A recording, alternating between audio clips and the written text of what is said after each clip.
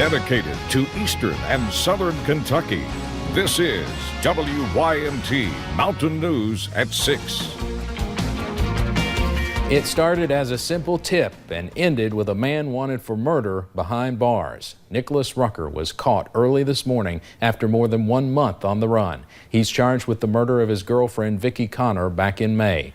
WYMT's Connor James has more on the arrest and talked with a man who lived next door to where Rucker was caught. As deputies were scoping out this area along Meadowlark Lane, they saw someone that looked an awful lot like Nicholas Rucker.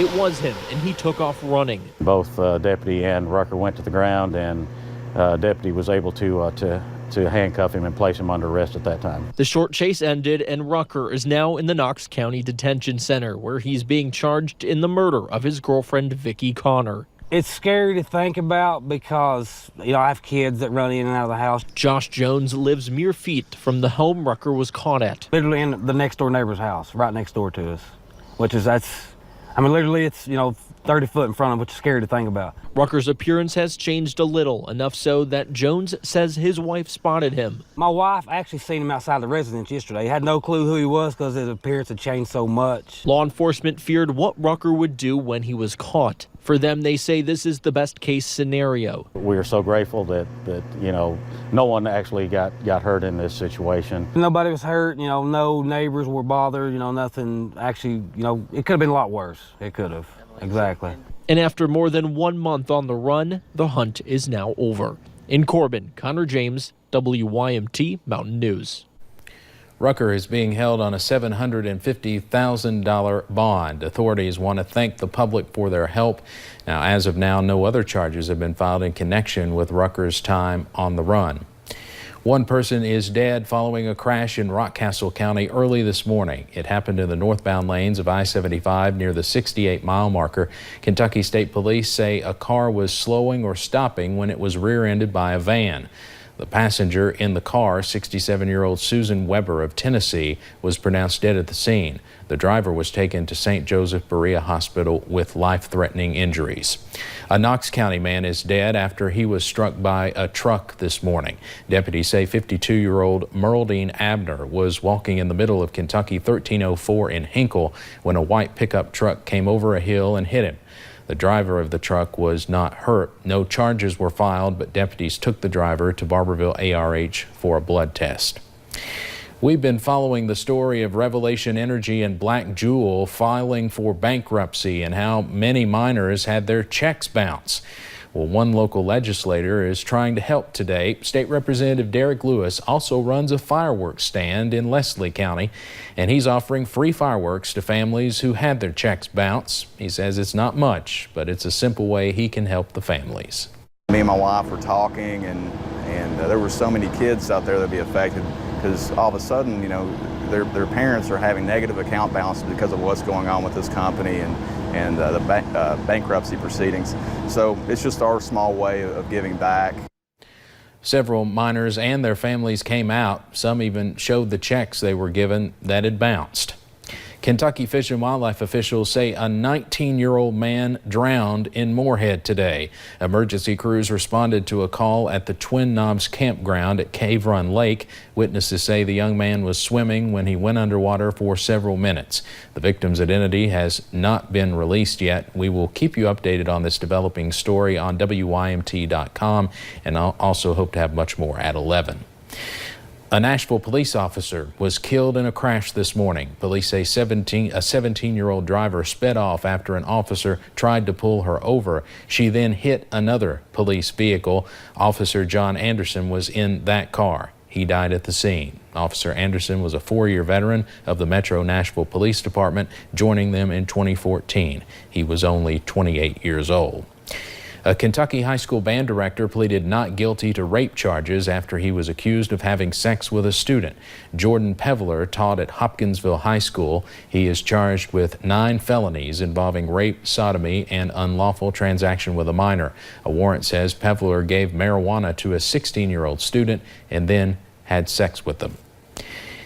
A bourbon warehouse in Woodford County continues to burn tonight. It caught fire early yesterday morning. 45,000 barrels of bourbon were destroyed. Today, EPA crews are in the area for cleanup, but the wildlife is already hurting. Officials say they are already seeing fish kills, and those could continue for days to come, all as the contamination lingers. Local emergency management agencies will be assisting the EPA with their testing.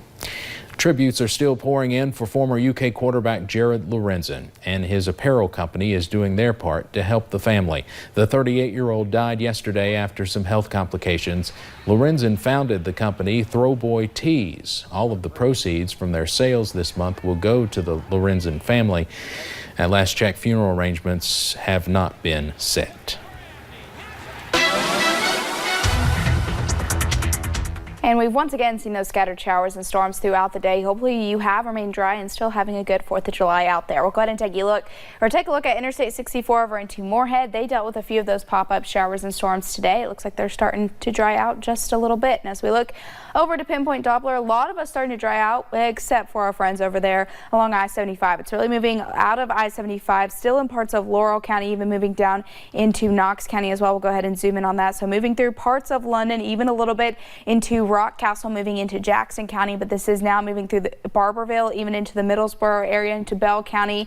And models show this line starting to break up a little bit, and it is just a little bit. Definitely keep an eye on it though as it starts to move into other areas. Definitely could be producing some localized flooding, which is why we have a couple of flood advisories. You see that one for Whitley County that goes, I think, until about 8 o'clock, and then the one down into parts of Campbell County, that one goes until about 7:15. So we're going to have to keep an eye on those areas as they could be experiencing just a little bit of some localized flooding. But if you're not dealing with the rain, it's definitely hot and humid out there. Those low to mid 80s, looking up into parts of the Big Sandy, Cumberland Valley, you guys into about those low to mid 70s. But those dew points still in the upper 60s to lower 70s, definitely that oppressive category.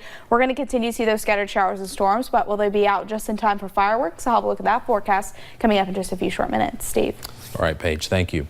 Yesterday, a storm blew through downtown Pineville, causing some serious damage. WYMT's Katie Cook talked to officials to get an update on the cleanup efforts and see how the storm affected the city's 4th of July events.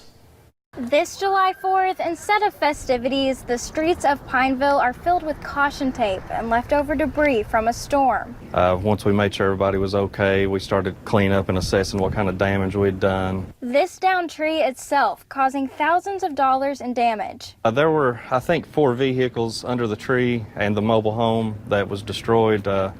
2 city trucks. Cleanup efforts are stalled for now. It's hard to get in touch with people and do everything you need to do because of the holiday. And so are the planned 4th of July events in Pineville. We expected quite a few people, and we ended up having to cancel everything besides the fireworks. But one event wasn't canceled, as the Pineville City Pool hosted a 4th of July pool party. It turned out pretty well, even though it was a close call. KU was working last night because the storm hit one of our main power lines and split the pole in half. So they came late last night to work it to make sure that we could open today. So the power was back on, and so were the festivities. We have free hot dogs and free drinks and watermelon. The pool even had games and prizes. So I participated in the relay, like swim. For 4th of July fun that not even a thunderstorm could take away. In Bell County, Katie Cook, WYMT Mountain News.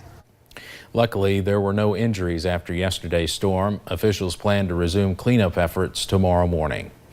A new convenience store is open in Perry County, and they want you to let them know what you would like to see there. The Soggy Bottom General Store is located off Highway 7. They decided to hold their grand opening on Independence Day. The celebration included live music with family and friends. They sell basic groceries and also have a deli that sells sandwiches, hot dogs, pizza, and hand-dipped ice cream. I think it's a good idea because they've needed it for so long. It's so far to go, just for little items that have to go. By the time you've gone there, your gas money and everything, so convenience is everything. When you visit Soggy Bottom, you can register in store to win a gift basket valued at more than $50. And for workers that go out early in the morning, they will open at 5 a.m. starting Monday. Hazard and Perry County's annual North Fork 4th of July celebration is underway, and there is something for everyone. Local craft and food vendors lined Main Street while the annual fish fry fed more than 700 people in just the first hour. The parade then led to a 2-hour freedom float on the North Fork of the Kentucky River. We're trying to revitalize downtown, and what better way to get it revitalized if you get people to come downtown. There's a much larger crowd here today than it was last year. The city and their staff and workers and the mayor, they put on an amazing event today. We was just glad to be able to assist in their lead on a great day downtown, and it's just turned into an amazing event. The North Fork Float is raising money for the dog park going in the Perry County Park. Many city officials and workers volunteered their time today. There is also live music tonight at the amphitheater, already underway actually, and that's next to City Hall, and fireworks will begin at dark. I know a lot of you wondering about that fireworks forecast. We'll talk about that in a few minutes, along with that weekend forecast. And I promise we'll be drying out here shortly. I'll have a look at that full forecast coming up in just a few short minutes. And 4th of July celebrations underway in Prestonsburg. Our buddy Forbes was there.